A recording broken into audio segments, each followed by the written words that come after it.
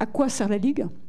Donc la Ligue, c'est effectivement un organe de régulation, ça c'est la première des choses. C'est l'organe qui va régir l'ensemble des règles de fonctionnement de la Ligue 1, de la Ligue 2 et de la Coupe de la Ligue, donc des championnats et des compétitions qui sont sous sa coupe. C'est l'organe qui va régir également les relations entre les clubs. Parce qu'il faut bien que vous ayez conscience que chaque semaine, on gère des compétitions. Donc chaque semaine, on a 40 clubs qui sont en compétition.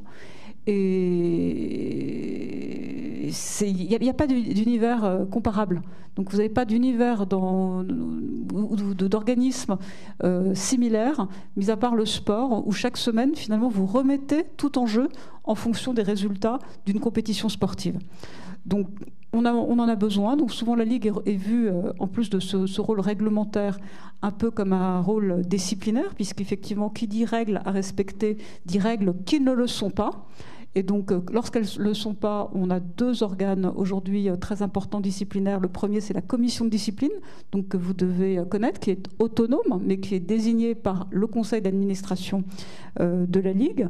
Et le deuxième organe réglementaire et disciplinaire, c'est la DNCG. C'est l'organisme qui assure le contrôle de gestion de l'ensemble de nos 40 clubs. Pourquoi ? Parce que vous avez le sportif, d'un côté, mais vous avez également les règles financières, comptables, fiscales, qui doivent être respectées par les clubs. Depuis mon arrivée, donc il y a maintenant 1 an et demi, et l'arrivée du directeur général exécutif Didier Quillot, nous avons voulu vraiment transformer la Ligue et de faire en sorte que la Ligue, qui est connue à 80% pour ses aspects réglementaires et disciplinaires, apparaisse comme une entreprise de service, une entreprise dont l'objectif est de développer du business, de développer du commercial, de faire en sorte de mieux valoriser notre produit, d'où le fameux récit effectivement du football, de façon à susciter des appétences économiques également, et tout ça pour augmenter nos revenus. Pourquoi ? Parce qu'aujourd'hui, on se compare à nos petits voisins européens, et que la France, effectivement, est bien moins bien lotie en matière économique que l'Angleterre, mais même que l'Espagne et l'Italie, où la France a pris beaucoup de retard. Donc on pourra revenir sur le pourquoi de ce retard et qu'est-ce qu'on met en œuvre pour pouvoir arriver à le rattraper. Mais voilà, donc deux axes très importants, la définition des règles, le respect et leur application, et l'autre, donc valoriser au maximum notre produit pour pouvoir faire augmenter ce qui constitue 86% de nos revenus, à savoir les droits télé. Voilà. Parce que lorsqu'on vous parle d'augmenter des revenus, bien sûr, on peut faire des choses en merchandising, en sponsoring, en arrivée de nouveaux partenaires, mais le nerf de la guerre, ce sont les droits télé qui représentent à présent sur le domestique 748 millions d'euros pour cette saison en tout cas. Et vous pouvez, enfin tu peux nous dire comment tu construis le calendrier des matchs, comment tu fabriques le récit d'une saison en championnat, sachant qu'il y a 40 clubs qui ont chacun des agendas ou des demandes spécifiques d'organisation. Et quelle est l'organisation logistique qu'il y a derrière ? Alors, j'ai coutume de dire qu'il y a 2 choses très difficiles à faire dans notre métier ou dans le foot. La première, c'est la constitution du calendrier. Le calendrier, on n'imagine pas ce que ça nécessite pour pouvoir élaborer un calendrier. Et la deuxième, c'est la gestion des relations avec les supporters, qui effectivement, c'est des choses qu'on ne maîtrise pas et donc on doit faire avec. Et souvent, nos décisions sont mal comprises, mais il faut savoir qu'on doit appliquer aujourd'hui un certain nombre de réglementations, le code du sport, des réglementations d'ordre public, etc. Et donc la répartition des rôles est souvent beaucoup plus complexe que ce qu'on peut imaginer lorsqu'on n'est pas dans le domaine du foot et qu'on ne connaît pas cette répartition. Alors, sur le calendrier, nous organisons 800 matchs par an. 800, c'est juste énorme. Le foot, c'est la première entreprise de spectacle vivant en France. Il n'y a rien de comparable. 800 matchs par an pour accueillir 11 millions de spectateurs. Donc vous voyez un peu ce que ça peut faire. Donc pour organiser ces 800 matchs, en fin de saison, donc vous voyez là on va commencer en juin, donc dès que les montées, les descentes sont connues, on travaille sur un calendrier en prenant en compte les critères de choix prioritaires donnés par les diffuseurs.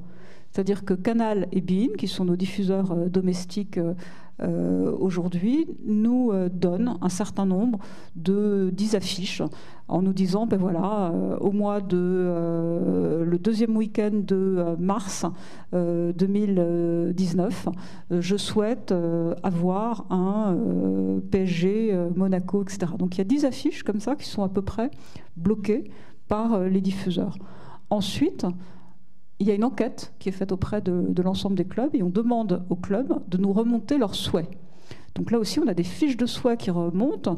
Donc ils ont, je crois que c'est une centaine de points, donc un pourcentage, et ils doivent dire, bah, par exemple, tel week-end, je ne veux pas jouer à domicile pour X raisons, ou tel week-end, comme je risque d'être qualifié dans des coupes européennes, même chose, j'aimerais plutôt jouer une équipe de bas de tableau, etc. Donc vous voyez, des choses extrêmement diverses et variées qu'on peut avoir.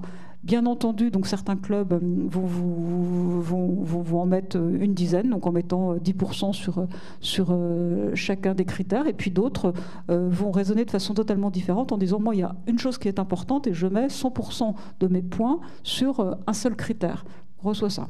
Puis après, il y a également les préfectures et les mairies qui nous envoient un certain nombre de contraintes en nous disant, ah ben non, là vous ne pouvez pas le faire parce qu'il y a le marathon dans ma ville, ou il y a une manifestation qui est prévue, ou il y a le salon du vin qui va créer le bazar dans ma ville. Donc attention, pas de match à domicile à tel et tel moment. Et à partir de là, donc une fois qu'on a tous ces éléments, nous sommes obligés depuis plusieurs années d'aller à l'étranger et de faire fonctionner une entreprise qui a développé des algorithmes très complexes pour pouvoir mettre l'ensemble de ces critères en leur sein et de faire tourner des logiciels qui vont nous communiquer les calendriers correspondant le plus à l'ensemble des critères qui ont été définis. Et là, il y a un système d'aller-retour. Donc il y a 3, 4, 5 allers-retours différents. Et puis derrière, lorsqu'on a le tableau qui nous semble, ou le calendrier qui nous semble le plus proche de l'ensemble des critères mis en avant, nous le proposons au conseil d'administration. Ce qu'il faut que vous sachiez, c'est qu'on arrive au conseil d'administration. Le conseil d'administration, c'est 25 personnes. 25 personnes, dont un peu moins de la moitié des présidents de club. Puisque au niveau de la Ligue, là je fais une petite aparté, mais c'est important pour que vous compreniez bien le système de gouvernance du foot qui est assez complexe. Le conseil d'administration, 25 personnes, doit représenter au niveau du code du sport l'ensemble des acteurs du football. Et ces acteurs, ce ne sont pas uniquement les clubs. Que je vous dis, les clubs, ils sont un petit peu moins de la majorité. On retrouve également les représentants des joueurs. Donc on a des syndicats, donc le syndicat des joueurs, le syndicat des entraîneurs, le syndicat des arbitres, le syndicat des médecins, le syndicat des salariés, plus derrière des indépendants. Et ces indépendants sont des personnes comme moi qui n'ont aucun intérêt, ni en tant que joueur, ni en tant d'acteur du sport, ni en tant que président de club. Et donc ce calendrier est soumis à un conseil d'administration. Mais bien sûr, on ne répond pas à 100% des attentes données par les clubs. Donc il y a 4 ans, on a été obligé de mettre en place un groupe de travail composé notamment des clubs, parce que certains clubs pensaient qu'on avantageait plus ou moins tel ou tel club. Alors c'est la même chose sur l'arbitrage, vous entendez la même chose sur les décisions qui peuvent être prises par la commission de discipline. Mais sachez que aussi sur le calendrier, il était reproché à la Ligue d'avantager dans son calendrier tel et tel club. Donc depuis 4 ans, il y a un petit groupe de travail qui fonctionne avec les équipes internes de la Ligue pour la constitution de ce calendrier, et les choses se sont à peu près apaisées. Mais c'est effectivement un des points les plus importants du moment de la Ligue.